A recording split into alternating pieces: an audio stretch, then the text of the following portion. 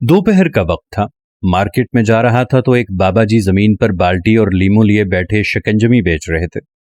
इर्द गिर्द शिकंजमीन और जूस वाली रेड़ियां थी जहां रश था। मैंने एक गिलास बनाने का कहा तो मालूम हुआ कि वो बोल नहीं सकते और समाज से भी महरूम हैं। शिकंजमीन पीने के बाद मैंने हलक की तरफ इशारा करते हुए कहा कि वाह, मजा आ गया, ठंडा कर दिया। वो खुश होकर मेरी तरफ देखते रहे। कितने का गिलास है? उन्होंने कागज मेरे सामने कर दिया जिस पर 30 रुपए दर्ज था। मैंने 100 रुपए दिए और चला गया। उन्होंने पीछे आकर मेरी कमर पर हाथ रखकर 70 रुपए आगे बढ़ा दिए। मैंने कहा कि आप रख लें, ये आपके लिए हैं। पहले मेरी तरफ फिर आसमान की तरफ देखा और वापस चले गए। कुछ देर बाद घर से कुछ कपड़े आने थे, मैं वो लेने चला गया। कंडक्टर से पैसे पूछे तो कहने लगा कि इस बार ऐसे ही ले जाएं। मुझे हैरत हुई क्योंकि पिछली मर्तबा सामान के 300 रुपए दिए थे। मेरे जोर देने पर उसने कहा कि आज मुझे किसी और का सामान लाने पर खासे पैसे मिले हैं, आपके सामान के पैसे लेने का दिल नहीं कर रहा। मैं खुशी से कह रहा हूं।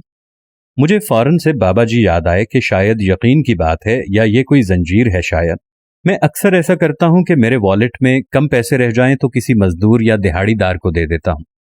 एक मर्तबा मेरे पास सिर्फ 1,000 रुपए थे और मुझे शायद 12,000 रुपए की जरूरत थी। मैंने कुछ देर सोचा और फिर सामान लाकर अम्मी को दे दिया कि चावल तो बना दें। फिर पैकेट बनाकर बाइक पर निकल गया। रास्ते में कूड़ा चुनने वाले, रिक्शे वाले और रेडी वाले को देकर घर आ गया। आप यकीन करें कि अभी 1 घंटा भी नहीं गुजरा था कि मुझे एक कॉल आई। मेरे एक सेल तय हो गई और एडवांस 15,000 रुपए मेरे अकाउंट में शिफ्ट कर दिए गए। मैं मोबाइल फोन एक तरफ रखकर मुस्कुराने लगा और मुझे बाबा इकराम गुजर की बात याद आ गई। वसीम पुत्र, हम समझते हैं कि अल्लाह ताला हमारे एक के बदले हमें 10 देता है, जबकि अल्लाह ताला हमारे एक के बदले अपने 10 वापस करता है, और अल्लाह ताला के 10 का हिसाब दुनिया का कोई रियाजीदान या कैलकुलेटर नहीं कर सकता। ये आदत वालिद साहिब से ली।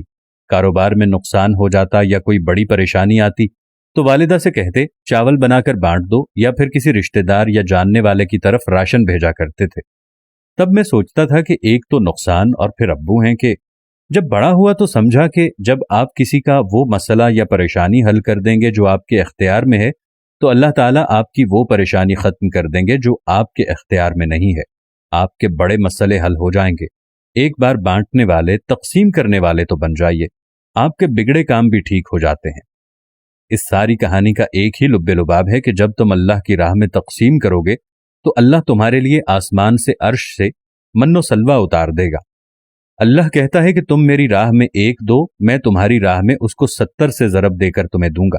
सुबहान अल्लाह, क्या अजीम शान है मेरे अजीम परवरदिगार की। दोस्तों, हमें भी चाहिए कि अपनी इस्तिताअत के मुताबिक ज्यादा नहीं तो थोड़ा बहुत सदका जरूर दिया करें। इससे अल्लाह पाक हमें भी परेशानियों से दूर फरमाते हैं और हमारे मालो जान की हिफाजत करते हैं। अल्लाह हमें अमल की तौफीक अता फरमाए। आमीन सुम्मा आमीन।